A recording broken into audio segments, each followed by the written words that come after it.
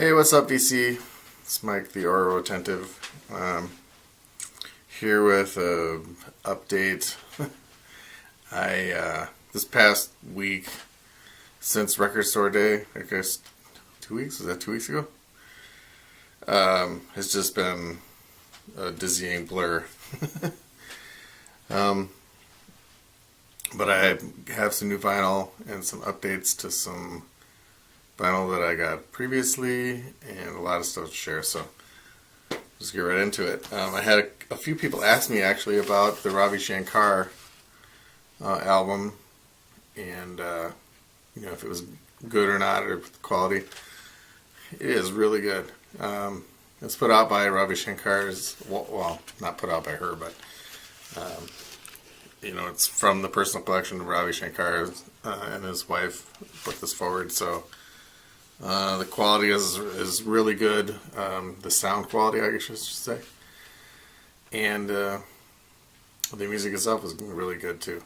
I mean, I have like 3 other Ravi Shankar albums, and it is, no, I don't want to say simple, but it's just the 3 instruments. It's sitar, tabla, and tanpura, and it's mellow. It's fantastic. So if you were on the fence or thinking about getting this one, I highly recommend it. So after Record Store Day, it was, well, let's see, April 20th? Yeah. So that night, so Record Store Day happened. Wednesday the following week, I was going to see Bob Mould at the Majestic Theater here in Madison. And that day I got an email saying that I had been chosen as one of the winners for the drawing and giveaway from Mad City Music Exchange, which is where I went.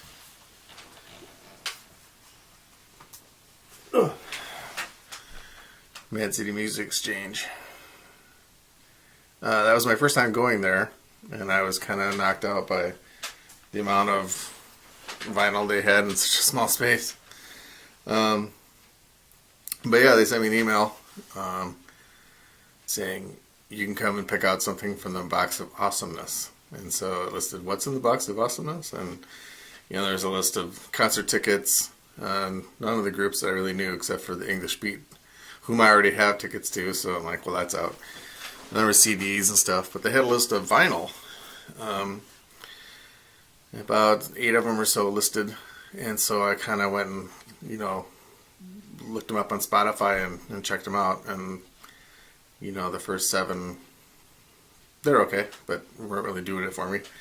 But then I listened to this one. Mets. This is Mets 2. And it's got there's like raised lettering on the cover. I don't think that really comes through. If you can see it, no.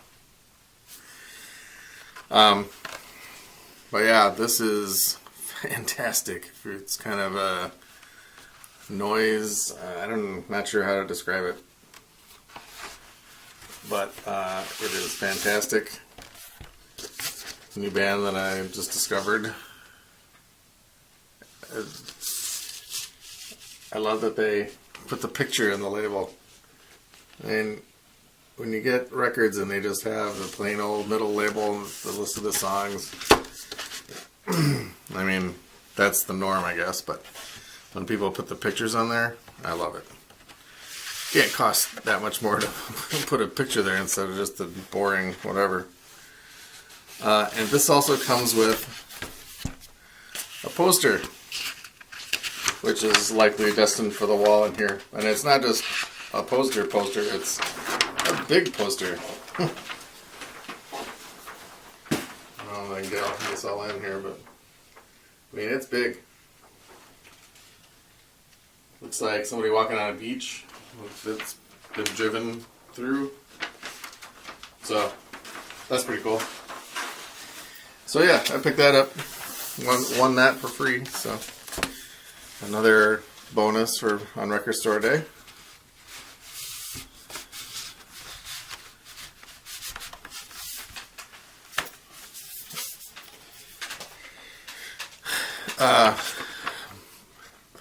The show was good. I know this is vinyl community. If you want to see some details about this show, you'll have to check out my blog. Not vinyl related, so we're gonna leave that one alone. However, so during this show, Fury Things played second. There's actually three bands. Negative Example opened, and then it was Fury Things, and then Bob Mould. After the show, I did pick this up. This is Furry Things. It's in plastic. And on just sort of a do-it-yourself label, I think. Or not do-it-yourself, but it's not a record company label. And these are the guys in the band. This is Jeff, I believe. Dang it. I think he said his name was Jeff. It's impossible to read their signatures, but Otis and Amy, who I went to the show with, we went to the merch table afterwards, and he came up while we were buying these, and so we asked if he could sign them. And then after he signed, we're like, Otis goes, "Hey, is the rest of the band here?" So Jeff took our two albums that we purchased over to the other two guys in the band who were like over by the bar, trying to get a drink after the show, and he had them sign it too. So the whole band signed. So that's pretty cool.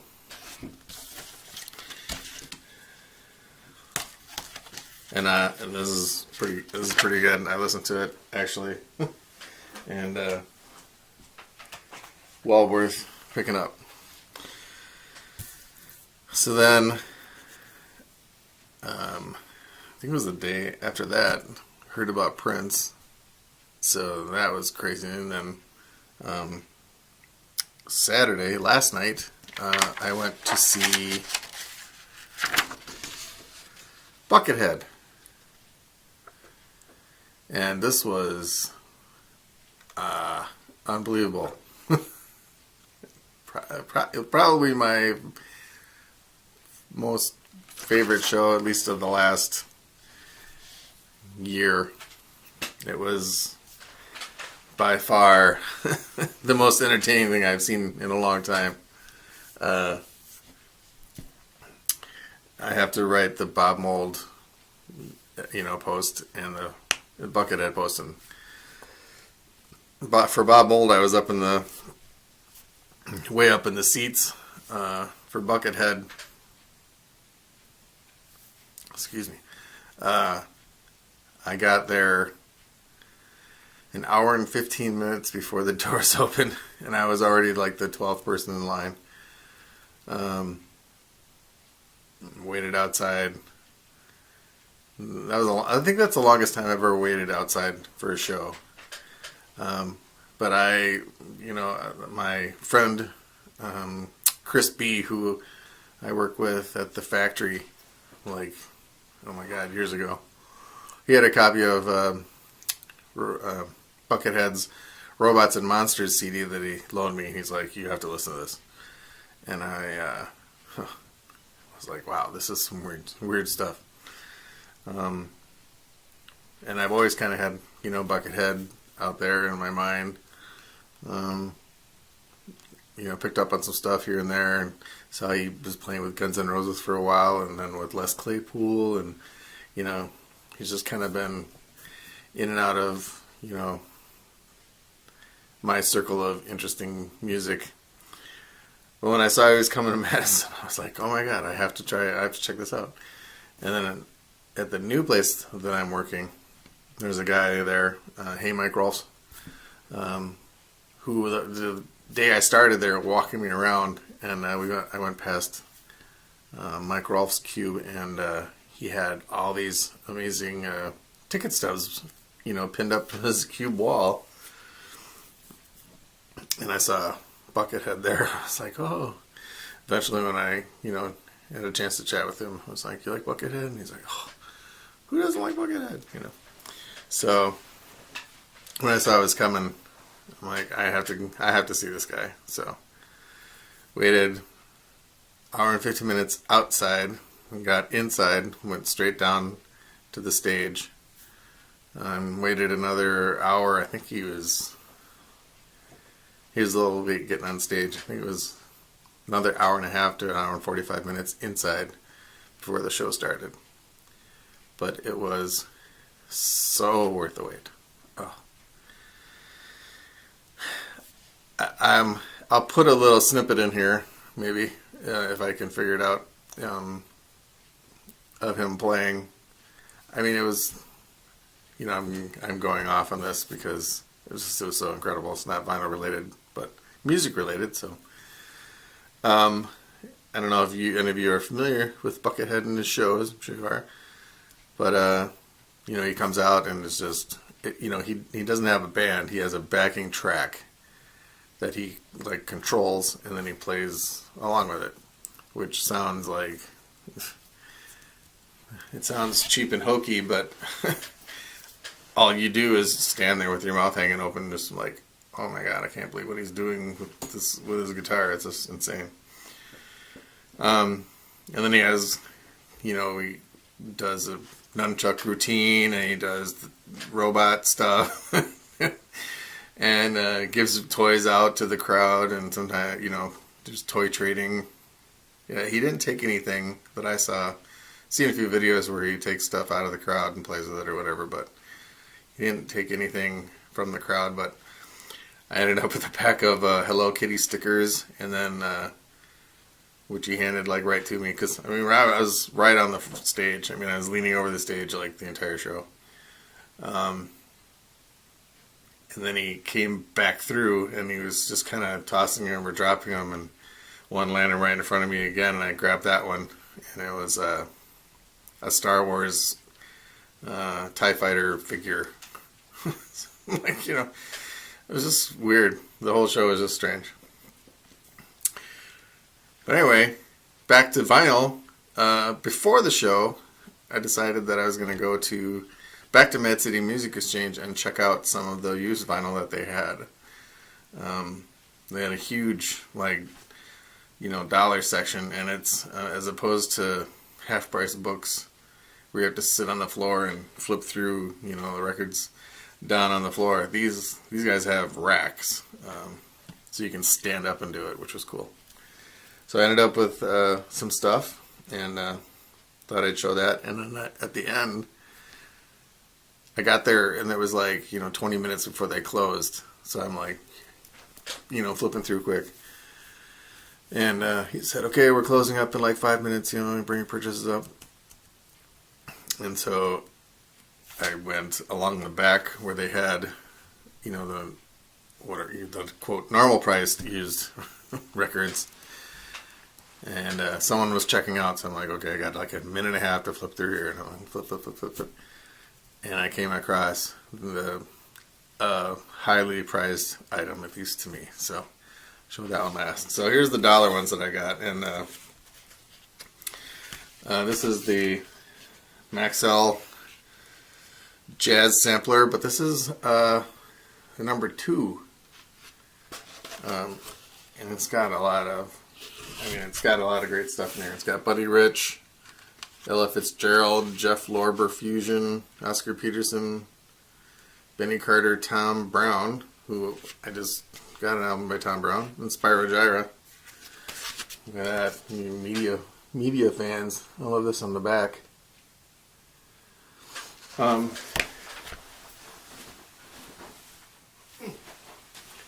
Yeah, I noticed it because I have this one in my collection. Actually, it's the Maxell Jazz Sampler, so I assume this is number 1. So now I have 1 and 2, same backs. So I guess they are different.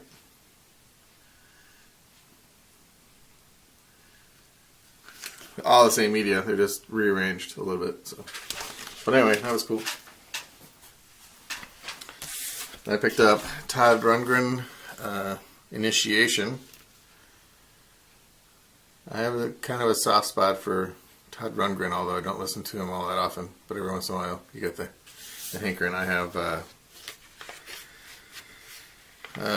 acapella one. Is that what it's called? Acapella,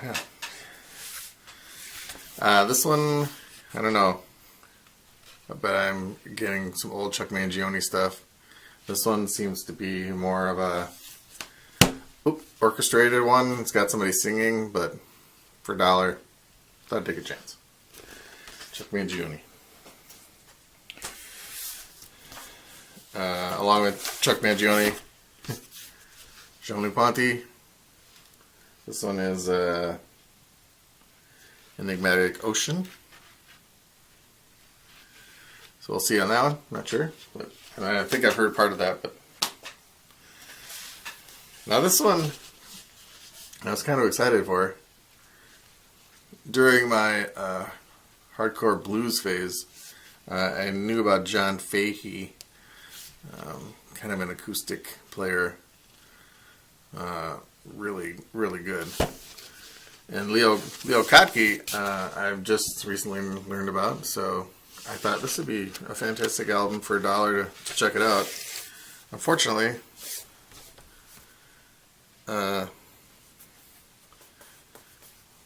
there's a crack in it,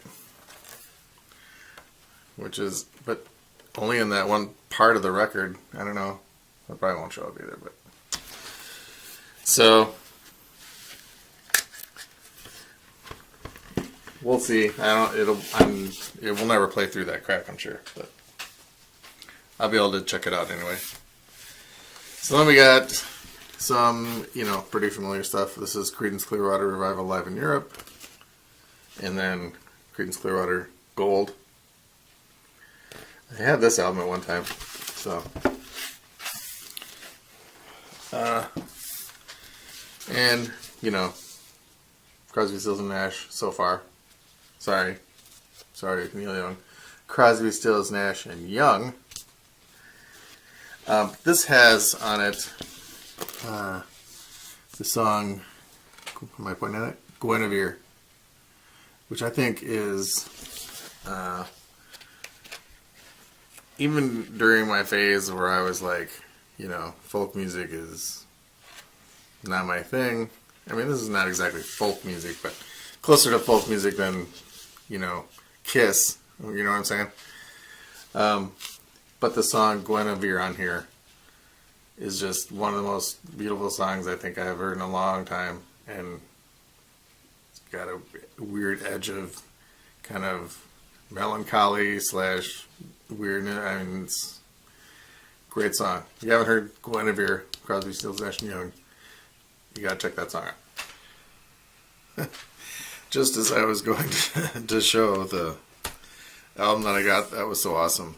The battery on the camera died. So, but I'm back. So this album I actually already own, but it's got a skip in it. And one of my absolute favorite locals, who doesn't play anymore, or at least around here, but over the years I've discovered CDs, that he has like one song on like compilations or whatever, recording YouTube tracks. I mean, I've got a pretty good compilation and a collection of this guy. Seen him twice. Saw him at at a festival where he played, and then I saw him, play on his own at a bar in Madison that doesn't exist anymore. R&R station for you Madison people. But it is this one. Paul Black and the Flip Kings. How. So this guy plays slide guitar. Like, this is what got me into slide guitar, actually. listening to different other people that play slide. This is on Paradise Records out of Canada.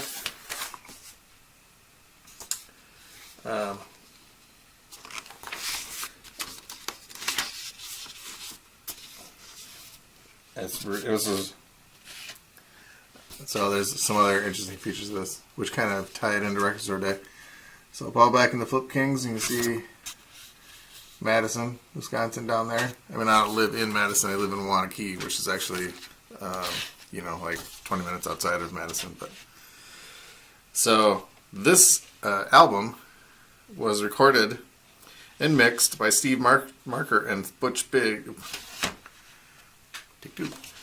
Recorded and mixed by Steve Marker and Butch Vig at Smart Studios, Wisconsin. Am I getting that in there? Hey. So this was recorded at Smart Studios, and we all know about Smart Studios. And Butch Vig, who, was touring, he came to 2 record stores, I think, on Record Store Day, one of them being Mad City Music Exchange. That was in the afternoon, and I couldn't get to that, but I'm told it was awesome. And they handed out cassettes of songs that were recorded at Smart Studio to go along with the film that's being released. So, a cool tie-in. But the copy that I have. Oh man, will I be able to find it quick?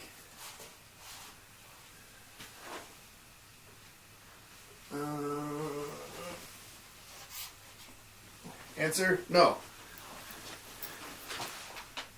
I think it's in a pile that's going to go up on the wall. But anyway, it's got like water damage on the bottom and stuff. So this was $8. I think I paid $15 or $20 for the copy that I bought. That was quite a while ago. And it had damage. This one is like immaculate. Plus, it's signed by the band. Here's Paul Black's signature on there. And then they've got Mark Balke, Richard Drake, Billy McDuffie, and Ted Wingfield. All members of the band. Here's the band listing. So yeah, this was cheaper, better, and signed by Paul Black. So that was a score, and the album looks like it's immaculate, basically. But either way, between the one that I already have, that just has a skip in one song, and this one, I'll be able to put together a super clean copy. So yeah, this was an amazing score right here, and well worth going way early to the show, because basically they closed at 6 and the doors for Buckethead didn't open until 8. So I stopped. Come on, man, get it in there. Okay. I stopped, I was downtown to where I needed to be by 6:15. So then I went into a restaurant and had some dinner, and then was sitting in line by 7:15. No, sorry, 6:45. So yeah, an hour and 15 minutes outside, hour and a half or so inside before the show started. And even with that, I would have waited longer. Buckethead. I actually got this poster the night that I went to see Bob Mould, which was cool, because then I didn't have to wander around, trying to find the poster. It's kind of my thing. This is the first thing I get to the show, I skulk around and try to find the poster and nab that for my collection. And here's my stubs. Some Buckethead and Bob Mould.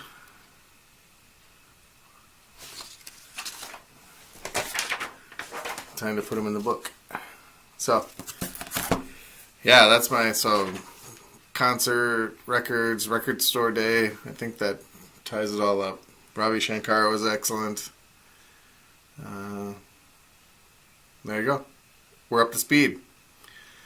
Another blurring week to go. Thanks for watching, everybody, and hope your record store day was good, and hope you get to see some live music soon. Peace.